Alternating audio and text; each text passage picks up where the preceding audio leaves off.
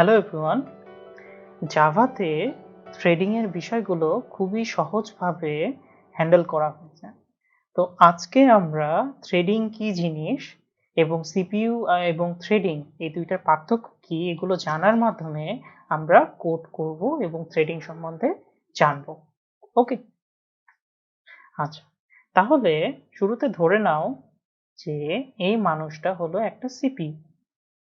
তাহলে সিপিইউ মানে আমরা জানি কি সেন্ট্রাল প্রসেসিং ইউনিট বা সংক্ষেপে আমরা সেটাকে প্রসেসর বলবো। ঠিক আছে? আচ্ছা। তাহলে এখন এই যে সিপিইউ আছে, সিপিইউ কি কাজ করে? মানুষ কি বিভিন্ন কাজ করতে পারে, শুনতে পারে, কথা বলতে পারে, পড়তে পারে, দেখতে পারে, হাঁটাচলা করতে পারে। ঠিক সেরকম সিপিইউ কে আমরা যদি একটা কাজ দিই সে কিন্তু কন্টিনিউয়াসলি সেই কাজটা করবে। ঠিক আছে? কন্টিনিউয়াসলি না, আসলে সিরিয়ালি কাজটা করবে। ঠিক আছে? তাহলে একটা সিপিইউ যখন একটা কাজ করে তখন কিন্তু তার মধ্যে বিভিন্ন কাজ থাকতে পারে। যেমন এই সিপিইউটা দেখো, সে কিন্তু কথাও বলতে পারছে, আবার একই সাথে কানে শুনতেও পাচ্ছে। ঠিক আছে? মানে সিপিইউতে এরকম হচ্ছে।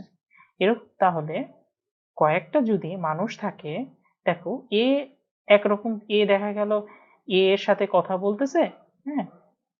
এ বি এর সাথে কথা বলতেছে। তাহলে এই ২ টা সিপিইউ কিন্তু আলাদা জিনিস, হ্যাঁ? আচ্ছা।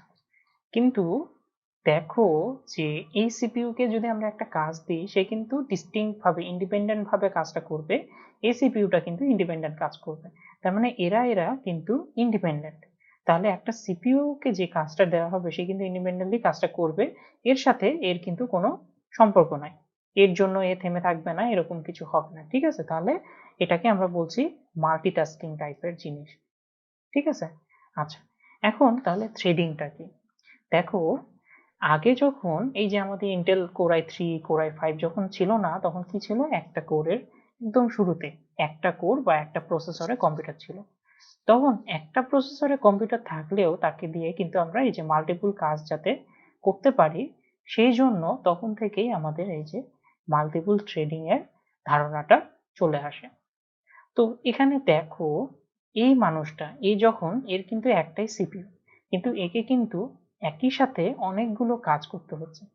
দেখো সে কিন্তু মুখ দিয়ে কথা বলছে, একই সাথে কান দিয়ে শুনছে।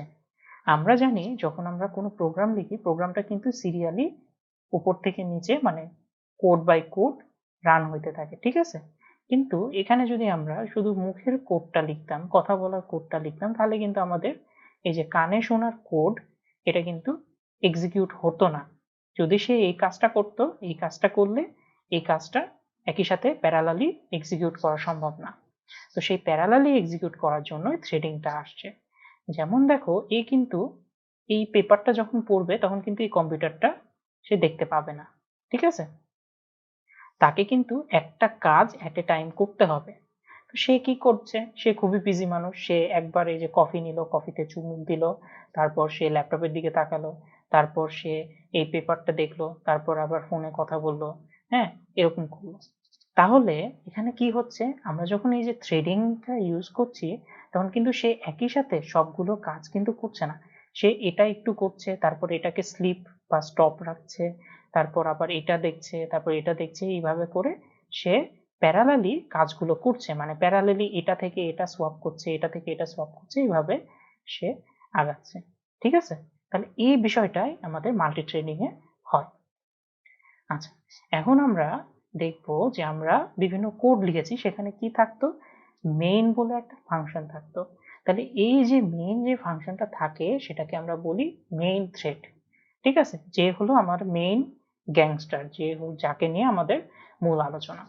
তো সে এরকম কন্টিনিউয়াসলি কোড এক্সিকিউট করে উপর থেকে নিচে। তো আমরা জাভাতে আমরা নতুন এরকম ক্লাস খুলে সেখানে নতুন থ্রেড হিসেবে অ্যাপ্লাই করতে পারি। তো থ্রেডিং এর বিষয়টা সেটা হলো থ্রেডিং এর বিস্তারিত যেটা হলো অপারেটিং সিস্টেমের সাথে সম্পর্কিত সেই জিনিসটা নিয়ে আমরা আলোচনা করব না। এখানে আসলে এই যে নতুন থ্রেড করা মানে সেখানে নতুন কল স্ট্যাক ক্রিয়েট করা। তোমরা যদি এটা না বুঝো এটা নিয়ে মাথা ঘামাইতে হবে না। এটা আরো আপার লেভেলে অপারেটিং সিস্টেম করার সময় এটা শিখতে পারবা। আচ্ছা, তাহলে আমরা এখানে নতুন একটা থ্রেড ক্রিয়েট করতে পারি এইভাবে। আমরা শিখবো কিভাবে থ্রেড ক্রিয়েট করা যায়। তাহলে এটাও একটা থ্রেড, এটাও একটা থ্রেড। তো মেইন থ্রেড যখন এই যে এই থ্রেডগুলো জাভাতে এরকম থ্রেডগুলোকে আমরা বলি ওয়ার্কার থ্রেড। তো প্রত্যেকটা ওয়ার্কার থ্রেডের মধ্যে একটা রান মেথড থাকে, ঠিক আছে? এই রান মেথডের মধ্যে আমরা যদি বলে দিই তাকে কি কি করতে হবে সেই কাজগুলো সে করে ফেলে। ঠিক একই রকম এখানেও একই রকম, ঠিক আছে? তাহলে দেখো এই যে মেইন থ্রেডের মধ্যে আমরা যখন কোনো টাস্ক দিই সে কিন্তু কন্টিনিউয়াসলি এভাবে করতে থাকে, ঠিক আছে? এখন আমরা যদি এই থ্রেডকেও ঠিক একই রকম যদি টাস্ক দিই সে কিন্তু এভাবে কন্টিনিউয়াসলি করতে থাকবে। আবার এটাকেও যদি টাস্ক দিই এও কিন্তু কন্টিনিউয়াসলি করতে থাকবে, ঠিক আছে? এও কিন্তু কন্টিনিউয়াসলি করতে থাকবে। এখন এই যে কন্টিনিউয়াস এ যখন কোনো কাজ পাবে কিন্তু করতে থাকবে, কিন্তু তখন আর এদের কাউকে পাত্তা দিবে না। তো এদের কাউকে পাত্তা দেওয়ার জন্য তখন এখানে কি করতে হবে, একটা স্লিপ মেথড কল করে এই থ্রেডটাকে ঘুমিয়ে দিতে হবে যে তুমি এই যে তোমার কাজটা, এই যে আমি কফি খাচ্ছিলাম, কফি খাওয়ার কাজটা একটু স্টপ থাকবে। এখন তাহলে আমি কি আমার ল্যাপটপের দিকে তাকাবো, ঠিক আছে? ঠিক এইরকম আমরা আগেরটাতে দেখি যে সে কফি খাচ্ছিল, এখানে এটাকে স্লিপ দিল, তখন সে এই যে ল্যাপটপের দিকে তাকানোর এই থ্রেডটাতে যেতে পারলো, ঠিক আছে? তো এখানে একটু আসলে ডিফিকাল্ট বা হার্ড মনে হলে সমস্যা নাই, আমরা এটা কোডে যেয়ে ঠিক করব, ঠিক আছে? আচ্ছা, তাহলে আমরা আমরা একটা লিখি, নতুন ক্লাস ক্রিয়েট করব, সেটা হলো মেইন থ্রেড, ঠিক আছে? মেইন থ্রেড ক্লাস আমরা ক্রিয়েট করব। ক্লাসটা কিছু সিম্পল হবে, খুবই সিম্পল। আচ্ছা, এখানে আমাদের একটা মেইন ফাংশন থাকবে, ঠিক আছে? আচ্ছা, জাভাতে একটাই থ্রেড ক্লাস আছে, সেই থ্রেড ক্লাসকে আমরা থ্রেড এভাবে লিখি, সেটাকে আমরা এইভাবে equal thread dot current thread. Current thread মানে এই যে মেইন যে কারেন্ট থ্রেডটা, এই যে কারেন্টলি যে মানুষটা, আমি বা তুমি বা যে ইউজার আছে তাকে বোঝাচ্ছে কারেন্টলি যে আছে, ঠিক আছে? যে ফাংশনটা আছে এই ফাংশনটা। আচ্ছা, তাহলে এইভাবে করে আমরা এই যে কারেন্ট থ্রেডটা নিতে পারি। এখন আমরা এখানে একটা প্রিন্ট লিখে দিই, প্রিন্ট লিখে দিলাম যে কারেন্ট থ্রেড, ঠিক আছে? এরপর প্লাস টি, ঠিক আছে? তাহলে এখানে আমাদের কারেন্ট থ্রেড সম্বন্ধে প্রিন্ট হবে। হ্যাঁ, এখন কারেন্ট থ্রেডের একটা নাম আছে, সেই নামটাকে আমরা ধরো চেঞ্জ করলাম। প্রত্যেকটা থ্রেডের নাম আছে, ধরো এই থ্রেডের নাম, তাহলে আমরা যদি চেঞ্জ,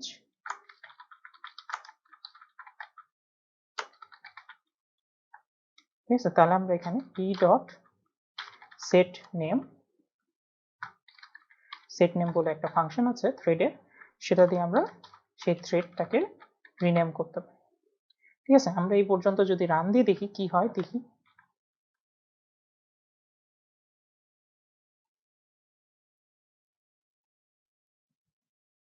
আচ্ছা,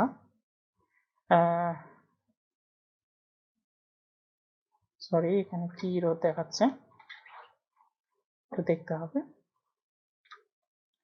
আচ্ছা, আমরা ঠিকভাবে রান দিই, রান দিলে কি হচ্ছে, সে হলো এই যে কারেন্ট থ্রেড মেইন এরকম ভাবে সে প্রিন্ট দিছে, ঠিক আছে?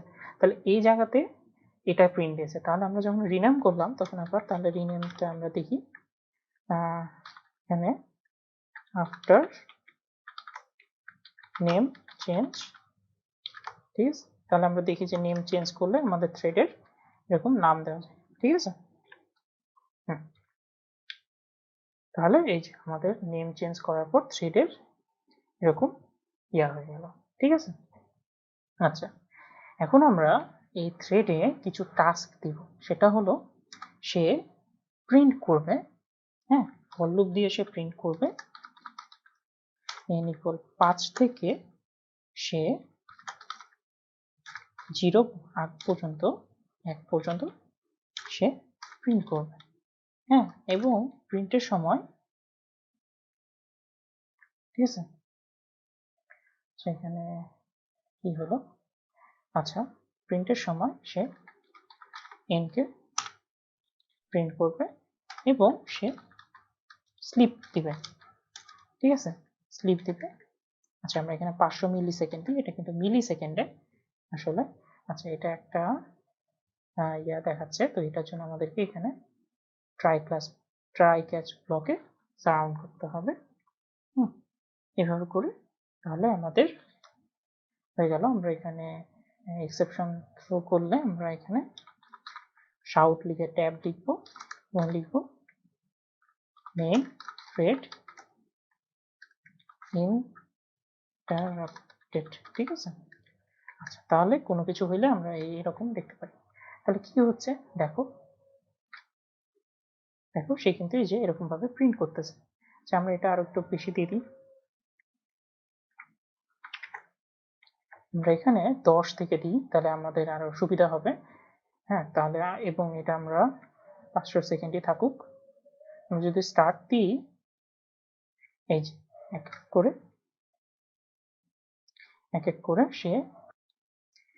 করে সে প্রিন্ট দিল, ঠিক আছে। এভাবে করে আমাদের আসলে মেইন একটা থ্রেড কাজ করে। তাহলে এভাবে করে আমরা একটা থ্রেড মানে মেইন থ্রেডকে ইউজ করতে পারছি।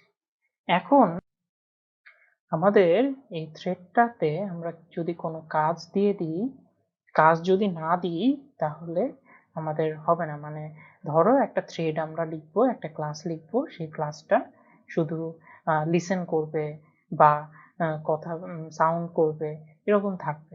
তো আমরা এইভাবে থ্রেডকে ইমপ্লিমেন্ট না করে একটা রানেবল ক্লাস আছে জাভাতে, সেটা দিয়ে আমরা মেইনলি থ্রেডকে ইউজ করব, ঠিক আছে। তাহলে আমরা এখানে নতুন একটা ক্লাস লিখি, এটা হলো জাভা ক্লাস, এটা হলো আমরা লিখবো রানেবল থ্রেড, ঠিক আছে। এটা খুবই ইম্পর্টেন্ট, আমরা মেইনলি এই জিনিসটাই ব্যবহার করব। হ্যাঁ তাহলে আমরা রানেবল থ্রেড লিখলাম, সেখানে আমরা মেইন ফাংশন দিয়ে লিখবো। হ্যাঁ এবং আচ্ছা এখন এই রানেবল থ্রেডের উপরে আমরা আরেকটা ক্লাস লিখবো, সেই ক্লাসটা হবে আমাদের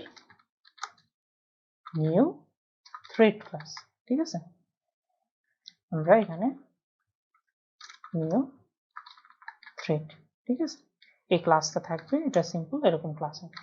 তো আমরা যে কোনো ক্লাসকে, ক্লাস মানে কি একটা, আমরা সেটাকে অবজেক্ট ক্রিয়েট করতে পারি, সেখানে অনেক কিছু রাখতে পারি, তাই না। তাহলে সেরকম একটা ক্লাস যেটা কিনা থ্রেড, সেটাকে আমরা যদি আসলে থ্রেড হিসেবে, ওয়ার্কার থ্রেড হিসেবে ইউজ করতে চাই, তাহলে আমাদেরকে ইমপ্লিমেন্টস রানেবল এভাবে করে সেটাকে থ্রেডে কনভার্ট করতে হবে, ঠিক আছে। ইমপ্লিমেন্ট করলে তার একটা মেথড দেয়, এই যে আমরা যে রান মেথডের কথা বলছিলাম, সেই রান মেথডটা চলে আসলো।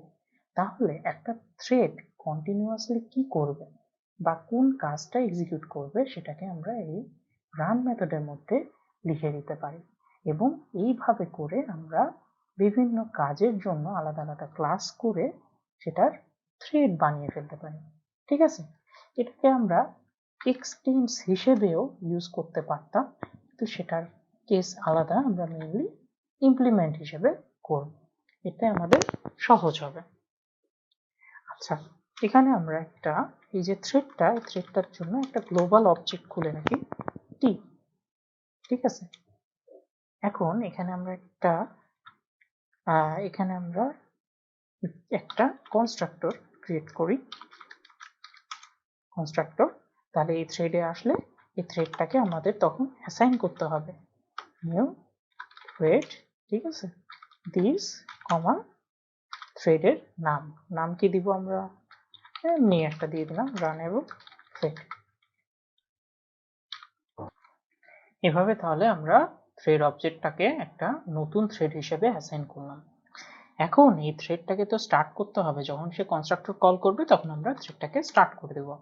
আচ্ছা স্টার্ট করলে কি হবে, থ্রেডটাকে টি ডট স্টার্ট করলে সে কিন্তু ডাইরেক্ট এই যে রান মেথডের মধ্যে চলে আসবে এবং রান মেথডে যা লিখে থাকবে তাই সে রান করবে। আমরা যদি এখানে প্রিন্ট দিই হ্যালো, ঠিক আছে, তাহলে সে সেটাই প্রিন্ট করবে। তাহলে এখান থেকে আমরা মেইন ফাংশন থেকে আমরা এই ক্লাসটাকে কল করব। ঠিক আছে, এটাকে আমরা কিভাবে কল করতে পারি, নিউ থ্রেড। ঠিক আছে, এরকম করলেই আমাদের এই ক্লাসটা কল হয়ে যাবে এবং এটা কন্টিনিউয়াসলি রান করবে। ঠিক আছে, তাহলে আমরা দেখি। আচ্ছা সরি, এটা আসলে আগেরটা রান করছে, এটা রান করার জন্য।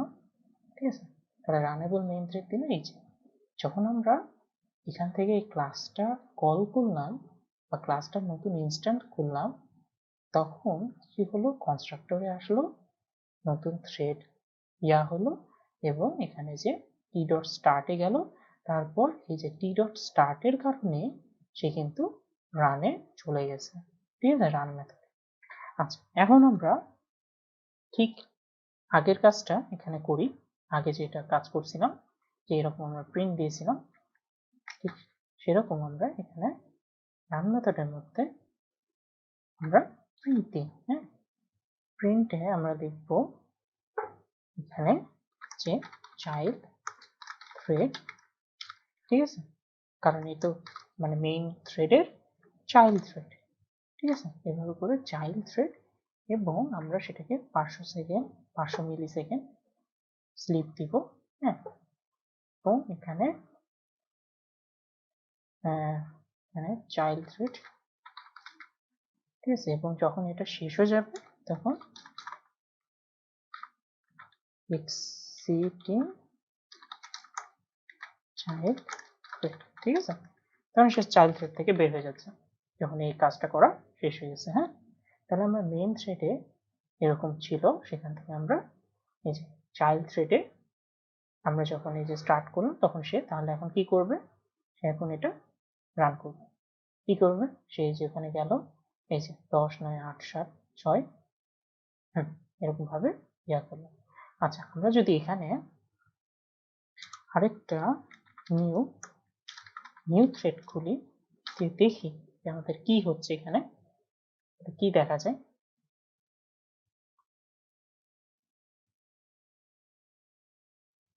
দুইটা কিন্তু পাশাপাশি কাজ করতেছে। হ্যাঁ, এমন হচ্ছে যে দেখা গেল যে এই যে একটা থ্রেড কিন্তু 10 করতেছে, পাশাপাশি পরের জন কিন্তু আবার 10 করতেছে। আমাদের কিন্তু কোড কিন্তু মানে একই সাথে এক্সিকিউট হয়। ঠিক আছে, মানে একটা এক্সিকিউট হয়ে শেষ হবে, তারপর আরেকটা হবে। কিন্তু এখানে কি হচ্ছে, এটা 10 প্রিন্ট করছে, এরপর এ কিন্তু 9 প্রিন্ট করার আগেই আরেকটা থ্রেডও কিন্তু সেও কিন্তু পাশাপাশি 10 প্রিন্ট করতেছে, দুজন কিন্তু আলাদা। আচ্ছা, এখানে সিম্পলিসিটির জন্য আমরা একটা কাজ করি, থ্রেডগুলোকে নাম্বারিং করি। তাহলে এখানে আমরা কনস্ট্রাক্টরে একটা ইন্টিজার পাঠাবো, সেটা কিনা আমাদেরকে বলে দিবে সেটা কত নাম্বার থ্রেড। ঠিক আছে, তাহলে এখানে ইন্ট নাম, ঠিক আছে, থ্রেড নাম্বার, থ্রেড নাম। ঠিক আছে, তাহলে এখানে আমরা রানেবল থ্রেড 1 না দিয়ে এখানে আমরা আচ্ছা যা যেটা আছে তাই থাকুক, এখানে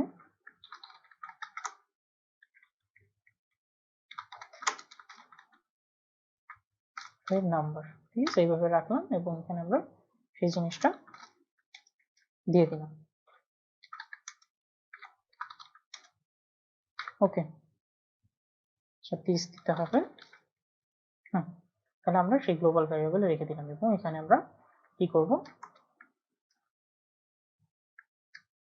আমরা এখানে শুরুতেই দিয়ে দিই আমরা থ্রেড নাও প্লাস এইচ। ঠিক আছে, কত নাম্বার থ্রেড। ঠিক আছে, এইভাবে করে আমরা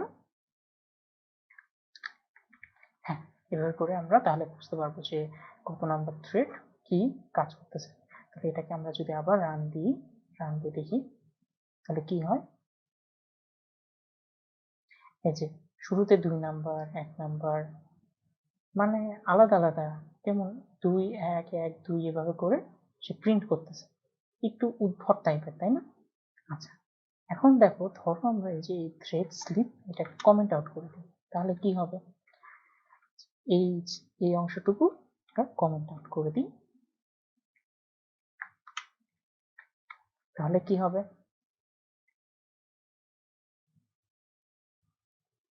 হ্যাঁ, দেখো সে 2 নাম্বার থ্রেডে গেছিল, তারপর সে কিন্তু 1 নাম্বার থ্রেডে গেছে। এই যে 2 নাম্বার থ্রেড, সে কিন্তু শুরুতে কি হয়েছে, সে শুরুতে 2 নাম্বার থ্রেডে যে এই যে এই কাজটা করছে, হ্যাঁ, এরপর সে এই রান মেথডের মধ্যে এটা করছে, করার পর আচ্ছা শুরুতে কিন্তু এই যে এটা 1 নাম্বার থ্রেডে গেছিল, যে এই যে এভাবে করে, হ্যাঁ, কি স্টার্ট করেছে, করে যেই এখানে গেছে, এই যে এই প্রিন্টের লাইনটা, এই লাইনটা 1 নাম্বার থ্রেড প্রিন্ট করার আগেই 2 নাম্বার থ্রেড সেখানে চলে গেছে এবং 2 নাম্বার থ্রেড আগে সেটা প্রিন্ট করেছে। সেটা আগে প্রিন্ট করার পর আবার 1 নাম্বার থ্রেডটার কাছে পয়েন্টার চলে গেছে, তখন 1 নাম্বার থ্রেড পয়েন্টার পেয়েছে এবং সে কিন্তু এই যে এভাবে করে আসলে প্রিন্ট হইতে আছে। আচ্ছা, তাহলে এইভাবে করে আসলে প্রিন্ট হইতে আছে, যে এরকম হচ্ছে। আচ্ছা, আমরা যদি এখানে কম দিই তো দেখি,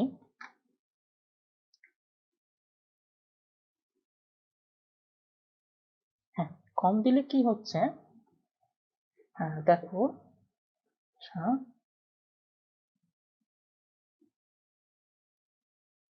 আচ্ছা এখানে সেই আগের মতোই হচ্ছে, হ্যাঁ, এখানে ঠিক আগের মতোই, এখানে খুব একটা সমস্যা নেই। আমরা তাহলে বুঝে গেলাম যে আসলে কয়েকটা থ্রেড থাকলে সেগুলোকে আমরা কি করে এই যে রান মেথড দিয়ে মাল্টিপল দিয়ে করতে পারি। তো আমরা এই কোডটাকে আরেকটু এক্সটেন্ড করব। সেই এক্সটেন্ডটা হলো একটা জিনিস, যে আমরা এই যে মেইন থ্রেডটাকে আমরা এখানে যখন মেইন থ্রেড করছিলাম তখন আমরা লিখবো যে মেইন থ্রেড স্টার্ট, ঠিক আছে, এবং যখন মেইন থ্রেড শেষ হয়ে যাবে, এদের কাজ শেষ হওয়ার পর যখন মেইন থ্রেড শেষ হয়ে যাবে তখন আমরা লিখবো মেইন থ্রেড এক্সিটেড, ঠিক আছে। এখন এখন যদি আমরা রান দিয়ে দেখি এটা কি হবে,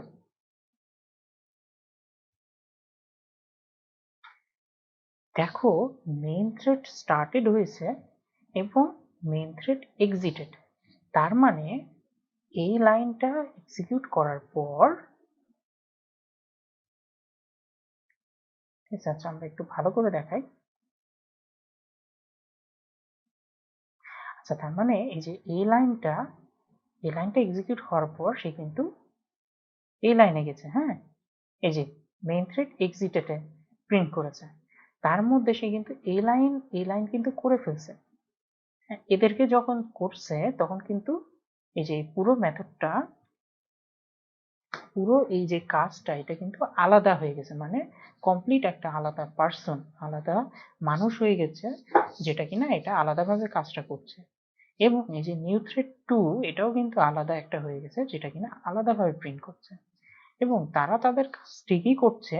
মধ্যেখান থেকে এ বলছে যে আমার তো কাজ শেষ, আমি তো এদেরকে কল করে ফেলছি, এখন তাহলে আমি পরের লাইনটা এক্সিকিউট করি। তো পরের লাইন এক্সিকিউট করে সে তখন এন্ড হয়ে যাবে, শেষ হয়ে যাবে। হ্যাঁ, তো এরকম হতে পারে যে এই যে মেইন ফাংশনটা তো মরে গেল, মেইন তো মরে গেল, কিন্তু এই যে চাইল্ড থ্রেড 1 নাম্বার 2 নাম্বার এরা তো বেঁচে আছে, এরা তো কাজ করতেছে। এই যে দেখো 1 নাম্বার 2 নাম্বার এরা কিন্তু কাজ করতেছে, বাট মেইন কিন্তু মরে গেছে।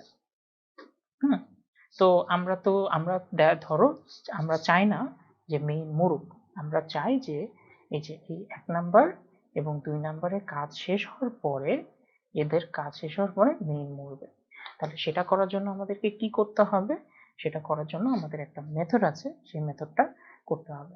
তো সেটার জন্য আমাদেরকে আবার এটার অবজেক্ট জেনে রাখা লাগবে, তাই আমরা এটার জন্য অবজেক্ট খুলবো।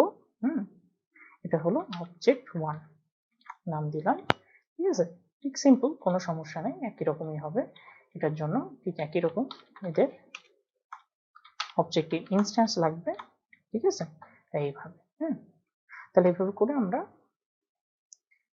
দুইটা থ্রেড লিখলাম। হ্যাঁ, এখন থ্রেড দুইটা কিন্তু অ্যালাইভ কিনা সেটা আমরা চেক করতে পারবো। সেটা কি করে চেক করতে পারবো? Thread 1 is alive. হ্যাঁ, এটা ট্রু না ফলস, সে কি আসলেই অ্যালাইভ নাকি ফলস, সেটা আমরা চেক করতে পারবো এইভাবে। ডট টি, তার মধ্যে টি বলে একটা থ্রেড বা একটা অবজেক্ট আছে, ইজ অ্যালাইভ। এটা আমাকে বলে দিবে যে এই থ্রেডটা কি আসলে বেঁচে আছে নাকি মরে গেছে। ঠিক একইভাবে আমরা কন্ট্রোল টি টিপে ডুপ্লিকেট করব, আমরা দেখব 2 নাম্বার থ্রেড এও কি অ্যালাইভ কিনা। ঠিক আছে, তাহলে এভাবে করে আমরা দেখে ফেললাম তারা কি অ্যালাইভ কিনা। আচ্ছা, এখন আমরা কি করব, আমরা এই থ্রেডগুলো কিন্তু ঠিকই কাজ করছে। হ্যাঁ, এখন আমরা এই যে মেইন ফাংশনটা এদের জন্য ওয়েট করবে, এদের জন্য ওয়েট করতে পারে কি দিয়ে, এদের জন্য ওয়েট করতে পারে object 1 dot T dot join method দিয়ে। তো এটা আসলে একটা এক্সেপশন থ্রো করে, তাই আমাদেরকে ট্রাই ক্যাচ ব্লকের মধ্যে রাখতে হবে। আচ্ছা, জয়েন মেথডটা কি বলতেছে যে এই যে অবজেক্ট 1 এর যে থ্রেডটা, সেই থ্রেডটা যতক্ষণ না পর্যন্ত শেষ হবে ততক্ষণ পর্যন্ত আমি ওয়েট করব। আচ্ছা, তাহলে আমরা যদি শুধু একটার জন্য ওয়েট করি তাহলে একটার কিন্তু এই যে 1 এর যদি কাজ শেষ হয়ে যায় তখন, আচ্ছা আমরা দেখি কি হয়। আমরা দেখব যে 1 এর কাজ শেষ হয়ে যাবে। আচ্ছা, দেখো শুরুতে কিন্তু আর সে মেইন থ্রেড যে এক্সিটেড এটা দিচ্ছিল সেটা কিন্তু দেয় নাই, এবং দেখো এই যে এসব এক্সিকিউট করার পর এই লাইনগুলো কিন্তু এক্সিকিউট হয়েছে যে তারা অ্যালাইভ আছে। কিন্তু তারপর দেখো 1 এই যে এই যে 1 নাম্বার চাইল্ড যখন থ্রেড 1 দিয়ে এক্সিটিং চাইল্ড 1 নাম্বার থ্রেডটা যখন 1 নাম্বার চাইল্ডটা যখন শেষ হয়ে গেছে তখন কিন্তু এই যে মেইন থ্রেড কিন্তু এক্সিটেড হয়ে গেছে। 2 নাম্বার চাইল্ডের শেষ হওয়ার জন্য কিন্তু ওয়েট করে নাই। তাহলে আমরা যদি 2 নাম্বার চাইল্ডের শেষ হওয়ার জন্য ওয়েট করি তাহলে ob2.t.join। ঠিক আছে, তাহলে দেখবা যে এখন আসলে দুইটা থ্রেডই কাজ করা শেষ করবে, এরপরে আমাদের মেইন থ্রেড সবার লাস্টে এক্সিট করবে। ঠিক আছে, দেখো এই যে এক্সিট করার আগে আমরা আবার দেখি যে ওই থ্রেড দুইটা ওরা কি বেঁচে আছে কিনা, বেঁচে আছে নাকি মরে গেছে, এটা আমরা দেখি। ঠিক আছে, তাহলে আমরা এভাবে করে দেখতে পারি যে আসলে ওই থ্রেড দুইটা বেঁচে আছে নাকি মরে আছে। তাহলে এই যে দেখা যাচ্ছে যে এই যে থ্রেড দুটো এক্সিটিং করার পরে তারা কিন্তু মরে গেছে, অ্যালাইভ নাই আর ফলস, তখন তারপরে কিন্তু মেইন থ্রেড মরছে। আচ্ছা, এখানে একটা বিষয় কিন্তু তোমরা লক্ষ্য করে দেখছো যে কনটেক্সট সুইচিং এর বিষয়। কিন্তু 1 নম্বর থ্রেড কিন্তু একটা কাজ করছে, প্রিন্ট করছে। যখন এই যে এই কনসোলে প্রিন্ট করছে, কনসোল কিন্তু একটা শেয়ার্ড জায়গা। তো একটা শেয়ার জায়গা যেখানে কিন্তু এট এ টাইম একজন যেতে পারে, সেই জায়গাটা যদি দুইজন অ্যাক্সেস করে তাহলে কিন্তু সমস্যা। হ্যাঁ, ধরো একটা টয়লেট, সেই টয়লেটে এট এ টাইম একজন যেতে পারে, তো সেখানে যদি দুইজন যায় তাহলে কিন্তু কিছু হবে না। তাই আগে কিন্তু এই যে একজন প্রিন্ট করবে, তখন তারপরে প্রসেসটার কনটেক্সট বা পয়েন্টার আরেকজনের কাছে চলে যাবে, সে প্রিন্ট করবে। এভাবে করে প্রসেসটার কনটেক্সট সুইচ হবে। আচ্ছা, এখানে খুব ভালোভাবে কনটেক্সট সুইচ হয়েছে, আমরা আরেকবার রান করি। আচ্ছা, আবারও সেম আরেকবার রান করি। আচ্ছা, এখন একটু লক্ষ্য করা যায়, দেখো 111 এ কিন্তু কন্টিনিউয়াসলি রান হয়েছে 3 পর্যন্ত। তারপরে যে এই যে কনটেক্সট সুইচটা 5 4 3 2 যখন 2 হয়েছে তখন কিন্তু আবার পয়েন্টারটা চাইল্ড 1 এর কাছে চলে গেছে। ঠিক আছে, চাইল্ড 1 এর কাছে চলে গেছে। তাহলে এটা কি হচ্ছে, তারপর চাইল্ড 1 কাজটা করার পর চাইল্ড 2 এর কাছে গেল, তারপর আবার এই যে ওই চাইল্ড 2 এক্সিট করলো, তারপর থ্রেডের কাছে গেল। আচ্ছা, তাহলে এরকম যে কনটেক্সট সুইচ হচ্ছে এটা কিন্তু র্যান্ডম, মানে হঠাৎ করে হয়ে যাবে। আবার অনেক সময় এরকমও হয় যে না, কন্টেক্সট সুইচ হবে না, একবারে কন্টিনিউয়াসলি সে 5 4 3 2 1 এভাবে প্রিন্ট করে, তারপর অন্যজনের কাছে যায়। ঠিক আছে? তাহলে এই যে কন্টেক্সট সুইচের যে বিষয়টা, সেটা সেটা আমি একটু বলতেছি, আমরা আরেকবার লক্ষ্য করি। এটা, এই প্রিন্টটা একটু অন্যভাবে দিই।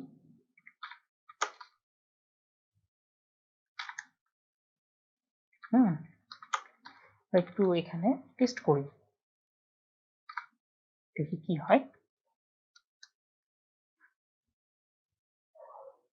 আচ্ছা, দেখো এখন কিন্তু একটু অন্যরকম হয়েছে। এখন কিন্তু সে কন্টিনিউয়াসলি এই প্রিন্টটা করছে, তারপর কন্টিনিউয়াসলি এই প্রিন্টটা করছে। সে কিন্তু দেখো কনটেক্সটের জন্য ওয়েট করে নাই। আমি আবার রান দিই। হ্যাঁ, এখন একটু ডিফারেন্ট হয়েছে, তাহলে প্রত্যেকবার রান দেওয়াতে সে কিন্তু ডিফারেন্ট ভাবে কনটেক্সট সুইচটা করতেছে। হ্যাঁ, আচ্ছা, একটু আবার রান দিই। আচ্ছা, এখন কিন্তু ঠিক আছে।